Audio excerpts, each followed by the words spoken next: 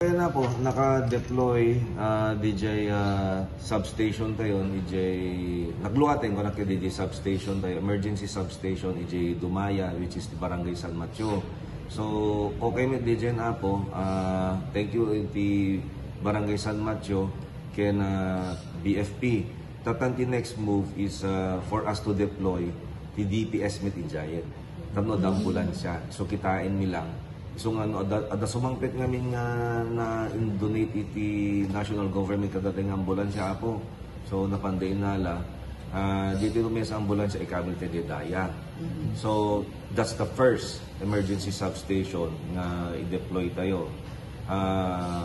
Lukatan tayo, mikidwa, the south of the river.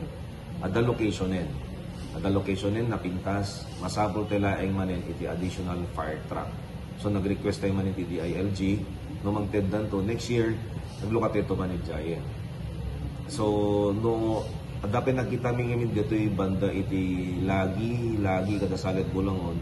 So baka may santo kay Jay Apo. So no anat ay iti fire BF substation nga da bombero, adan to mit ambulansya na, adapay pulis na. So north, east, west, south, safe to amin ako. DJT target tayo.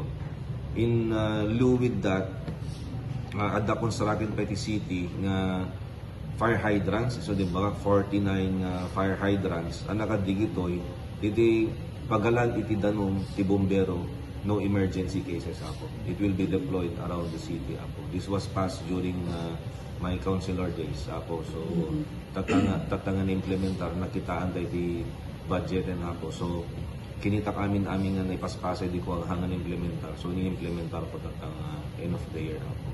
Di dyan apo, the emergency substation. Sir, ano rin propose